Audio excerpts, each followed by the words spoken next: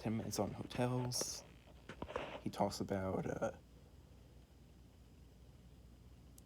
how expensive it is, and he talks about how he has a couple jokes on hotel porn. You know how they push the pornography on you, and he has this bit about like where he imagines like there's a business guy and how he reacts to, he's there for a memorial or a business meeting, and after hours this is just, advertising to him, and he's thinking like maybe after the memorial, and he and then he does and then he has this whole pools bit, and there's a lot of that starts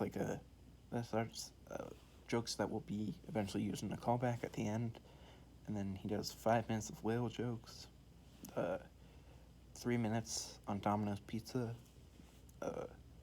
6 minutes on Subway sandwiches, that chain, that restaurant, and it's funny. This is 2012, so he has, a line in his act of like talking about Jared is like, oh, I think he's a good guy. I think he's a nice guy. It turns out that he wasn't. Then the last 4 minutes, he talks about vitamins into this herbal supplement of Viagra called Extends, which includes the best written dick joke ever. He's viewed as a clean comic, but it's the best dick joke ever. And, that's just the thing with him. It's like he curses when he needs to. And, he's a comic. Like, that's what he is. He's just a comedian. And I think a lot of people just say, oh, he's clean because he's religious, which isn't true. It's like, he's clean because it's the material, He said it himself, like, if you're talking about mundane, like, sort of things, if you're talking about cookies and, like, if you're talking about food, it's like you don't need to curse. He curses when he has to. And it's never even the major curse word, so it's, like, fine. Like, I mean, even in his first couple albums and specials, like, he still says stuff like, oh, crap, like, stuff like that. That's not, like, a curse word to us, but, like, to very, like, clean people, very, pristine people, he would be viewed as that, like, kind of dirty, for saying, like, oh, crap, or hell, or damn, or, stuff like that. The second to last album I love is, I listen to all the time, too, is from 2019. It's called Quality Time. He does 5 minutes just talking about his weight and becoming 2XL. He talks about how triple X and, like, that's great. He does 6 minutes on getting his appendix removed during a trip to Alaska, which wasn't why he was there for, and seeing a bear, which is 4 minutes. That goes into a 4-minute bit on lying and murder, which ends with whole jokes on lying and murder, and he does a joke about a dog birthday party, going to a dog birthday party, and different dog jokes, and then he knows about going to the safari for 4 minutes, and he talks about how Vegas is too hot, which is a great bit. Traveling with his young kids, he has his 2 youngest are like 8 and 6, and they just always harass him, and they're always jumping on him and stuff, and it's 10 minutes of, the big thing in this is he has 10 minutes and 33 seconds of horse jokes.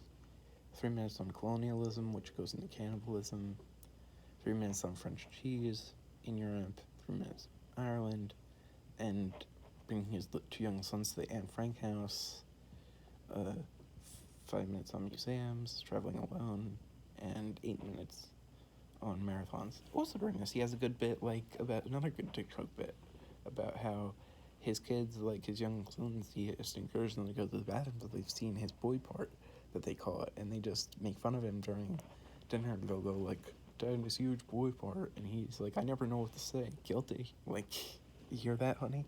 Like, those are funny jokes, that's just like what he does. And then his 2020 album, which came out in July of 2020. It's 2 hours long. It's 60 tracks. It's just him talking about different countries that he's gone to and different experiences, Canada, Spanish countries, Korean countries. It's not very good to me. There's one bit on rodeos and rodeo clowns and bullfighting that it's like 3 minutes and it's good. Cinco is 2017. It's 46 tracks. It's, 23 of which have commentary with his wife. And it's just nothing special to me. I don't really like it. Noble Ape is 2018. It's 19 tracks and an hour and 6 minutes long, and it's there's the one bit on it that's really, really good that I like. The only bit that I like, which is the genetic testing bit and like funny last names, and how he grows up in a town where there's a guy that sells vans, and it's absolutely true. He lives in a town that the most famous guy is named Tom Raper, and he sells Tom Raper. That's his name, and he sells vans, and it's like, he talks about that and funny nicknames, last names, and that's one bit that's good out of it. Obsessed is 2014, and I saw this tour, this set live, like this type of, the set after this from 2014. I remember being so dissatisfied with it. It's so boring, and it was just really disappointing. But there's 19 tracks in this special. It's an hour and 8 minutes. It's also special. There are only a few bits that really stand out as really good. He has a really great bit on bars and an analogy of bathrooms and bars and bars in general and how they are similar to daycare centers, daycare for little kids, and hot dogs and buffalo wings. He has great hot dog joke, hot dogs are like strippers. No one wants to hear the backstory. Put mustard on that. And he's like, I can make that joke because I used to be a stripper, and my now it's so good they paid me to put my clothes back on. Those jokes are just great. And the thing with Jim Gaffigan is when he's good, he's untouchable as a writer. And that comes with his wife too. She helps him a lot, and she's a great comedy writer. And it's just bang, bang, bang whenever he does jokes. When he's really on a topic, it's really astute, really great. But if it's just stuff you don't care about, like how he hates fish or talking about weddings and different stuff, some stuff just isn't good and stuff you don't care about. But the stuff that's really good is when he incorporates his acting stuff, he has little skits and stuff involved in different characters or, different people, and then he picks up, and the self-deprecation, I take all that. That's a big influence for me, my stuff, and the voice. The most famous voice where he does the audience voice. And now the audience voice has sort of changed from being resembling his true audience to being rather than what his, religious aunt that is rumored to be his, the inspiration for the voice. It's it's he does that joke about colonialism. It's don't talk about Columbus, Jim, you're too white. That's how he uses it now. Instead of being I didn't know he was going to cuss so much, or stuff like that. But he's great. So, I'm a big fan of Jim Gaffigan, and I think you should really check him out. He has, of course he has a YouTube channel. He's, been in a ton of stuff, and he's great. When he's great, he's great. He was on, a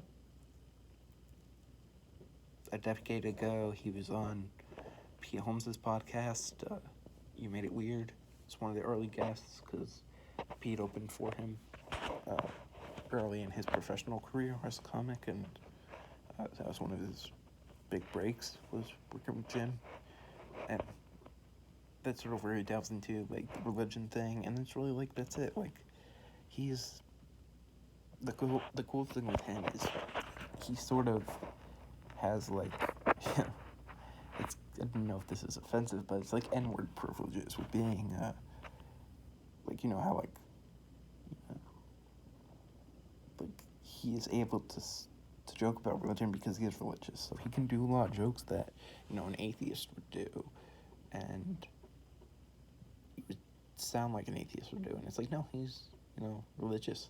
And, you know, it's a family thing. You know, he has it. So, you know, it's a thing. I think the biggest problem for him that he hates about it is just, you know, right-wing side of it is bad, but as a, like, Democratic person who's a God-believing person, I can understand how that's hard, because you have your family religion that you grew up on, and these things, and then it's like your religion's all about love, and then stuff's about hate. I'm going into a religious tangent as an atheist trying to, but he's great, he's fantastic, and I really like his stuff, and he's